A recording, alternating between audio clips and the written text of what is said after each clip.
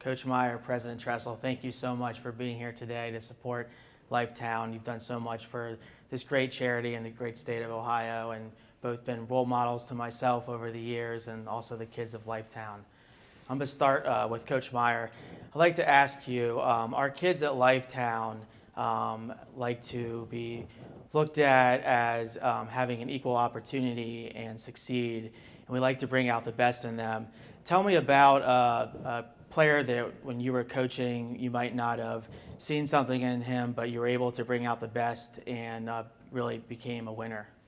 I've had very strong feelings about that over the years, and I'm actually going to speak about that here in a minute. And that's the ultimate job of a leader, is to provide hope and opportunity to those you lead. And when does that start? It starts very early in your life. It starts when you become a parent. You know, you have to provide hope and opportunity for that child. That's, in my opinion, that's the Creator made it that way.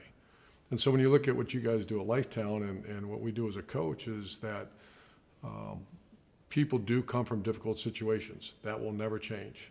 However, at some point, the leader has to show them a path and actually give them a path. But then at the end of the day, they have to make the right decisions and go do that path. So what you do at Lifetown, what we've done as coaches, I can speak for Coach Tressel because I know his career. I know what he believes in, I know what I believe in. And we were kind of raised by the same mentor, Earl Bruce, that at the end of the day, that student athlete playing for you deserves an opportunity to go live a good life. And you need to provide that for him, or not provide it for him, but provide that pathway. Was there a certain instance when you were coaching, you were able to do something to bring out the best in a player that you thought really had not a lot of a chance to succeed, but something that you did really got him to become a winner? Yeah, I think the great story is Mike Thomas, the highest paid receiver in NFL history right now, the best receiver in the NFL. He was really going through a really hard time. He struggled. We played his first year, had 2 catches, secondary redshirted him, not because we had a lot of talent at receiver. He wasn't good enough. And Keyshawn Johnson was his uncle, All-American and All-Pro receiver. His father's a great man. And I've had many of these meetings, and the family wanted to meet with me. And I had very transparent, honest conversation with him and told him Mike wasn't fulfilling his obligations. He wasn't working very hard. He was making excuses, and had a very honest conversation. That could have went one of 2 ways. And I've had to go the wrong way, where parents start blaming the coach or blaming circumstances or whatever. I'll never forget, Keyshawn Johnson stood up, and his father, and said, "Thank you very much," shook my hand real hard. They said, "I promise you, Coach, you'll see an instantaneous change." And they looked, and they kind of ripped Mike right in front of me. Within a week, Mike became our hardest worker. No more excuses. Became accountable for all his actions, and started doing great in school, and became a national champion player, and obviously a great player in the NFL. Why did that happen? Because of a transparent conversation and great support from his family. That's a great story. President Tressel, has there been any instances in your coaching career as a president, working with students, where you were able to bring out the best in either an athlete or a student at Youngstown State? You know, to build on a little bit of what Urban talked about, that hope and opportunity that, you know, we're called to create for all of our students, student athletes, our own children. And then the Mike Thomas story really tells, not only did they give him hope and opportunity, they showed him what it was going to take. And to me, that is so important. That's part of our leadership responsibility, is provide and then teach them how to do it. And then lastly, they've got to believe it. And I'm sure Mike Thomas, and I've admired him on TV and so forth, that there came that point in time where Mike had to believe.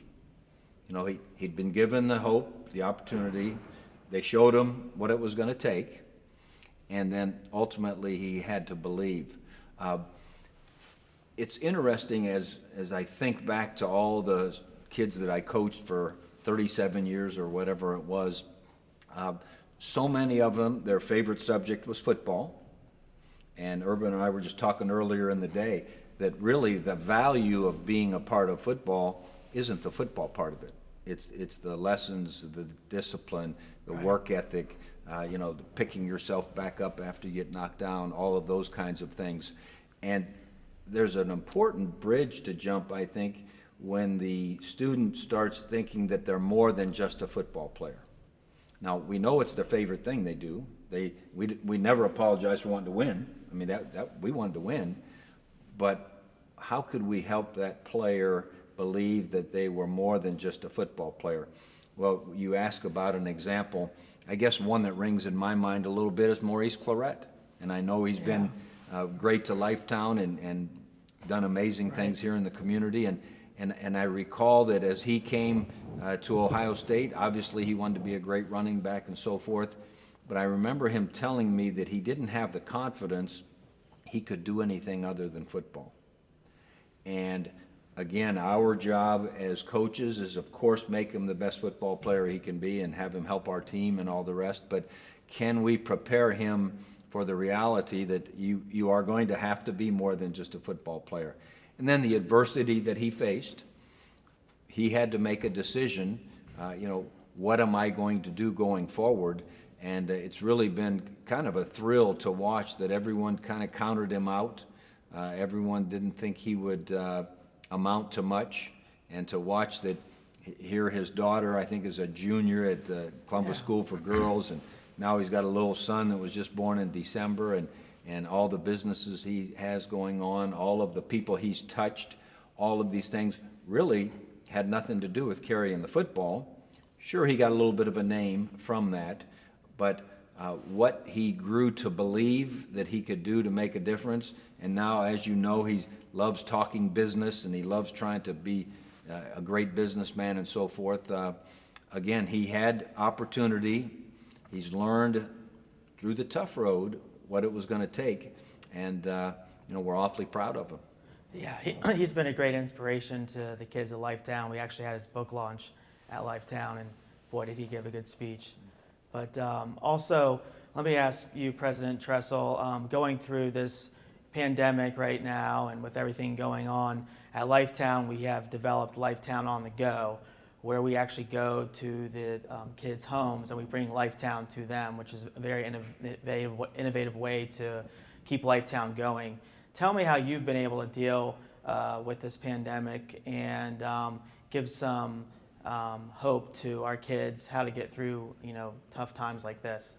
I think the beginning of all this, when it really became real to us, first and foremost, we thought about the health and safety of our students, the health and safety of our employees, the health and safety of our community.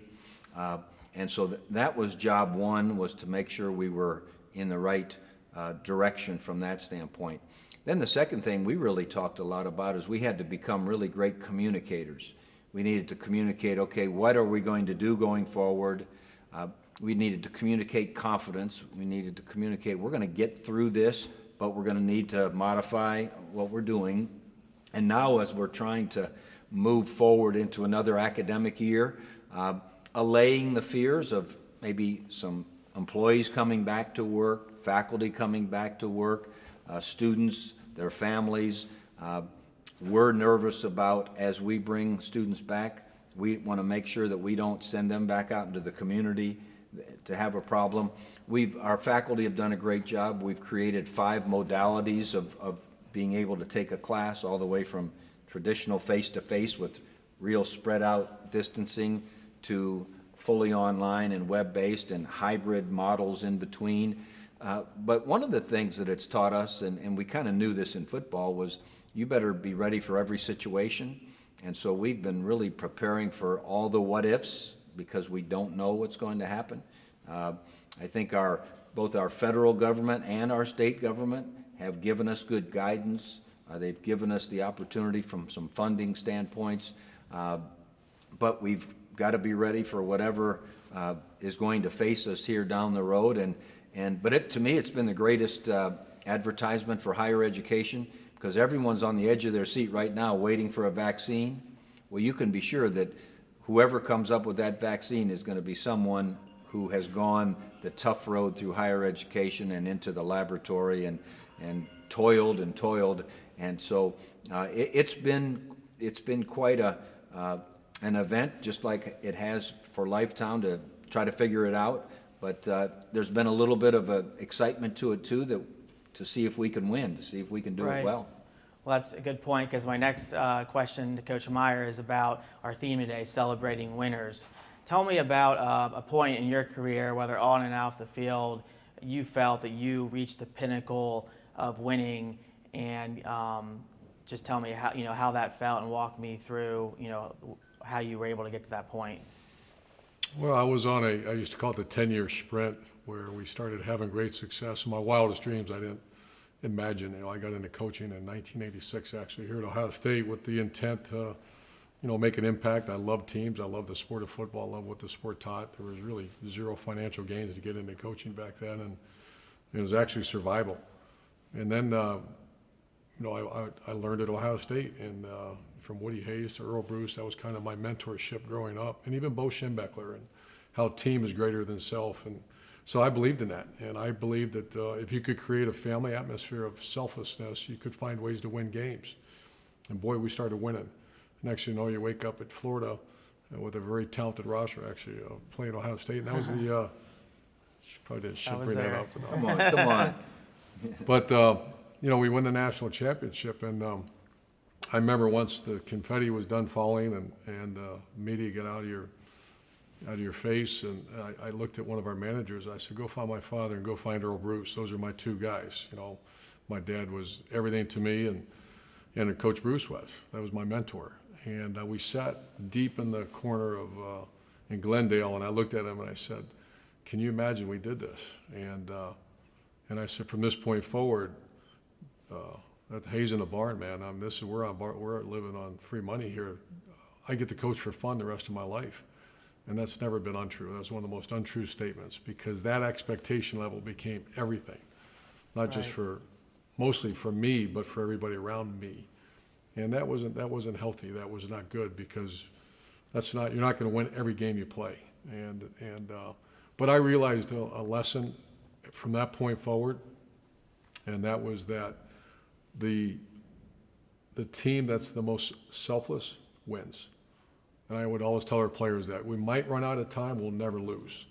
If you would do anything for your teammate, just like a family member, well, you're not going to lose. There's a great chance we'll win every game we played. And for most part, the great teams we had were the most selfless. The ones that maybe stubbed their toe once in a while, there was some selfishness, because we're all humans, from me, from our staff, from players, that's seeped into the program. But when you are standing in front of 75 players getting ready to take the field, and that team will do anything for each other, there's a great chance you're going to be singing the fight song at the end of the game. And that was a great lesson learned. Yeah, that goes with business too. A lot of your philosophies can carry over outside of the sports world, and I really love your style of coaching and a lot of your philosophies I follow within our company as well. President Tressel, we're going to end with the same theme, celebrating winners. Tell me about your peak winning in your career, whether it was with Ohio State or Youngstown State, or even not in the sports world, and how you're able to get there and what it felt like when you reached that pinnacle. I found through coaching, and I guess maybe because I grew up, my father was a coach, and I knew that it was more fun when his teams won than when they didn't. But I also knew it really didn't change anything, whether we won or we lost. And so as I was a head coach for 25 years, which is kind of a long time, we had some peaks and valleys. We played for the national championship 9 times, and that's quite a few out of 25. But I don't know that there was ever a peak, because we used to always tell our staff, no matter what happened in the game, whether it was this game or the national championship, we'll see you at noon tomorrow to grade the film and get out recruiting. It's just ongoing. And I think the winning definition that we always believed in probably wasn't the football record, but how were our kids going to do as they went out into life. And so when you get those phone calls and those letters and examples of kids, and you see their families, and we were just with William White today, and you see kids that who are now out making a difference, for others. Really, at the end of the day, that's the wins. Even though we love the excitement of the games, the wins, I think, are in the people. That's great. Well, thank you both for being here. I really appreciate everything you've done for Lifetown and everything you've done for Ohio, and appreciate it. Congratulations to you. Thanks. Thanks, Brad.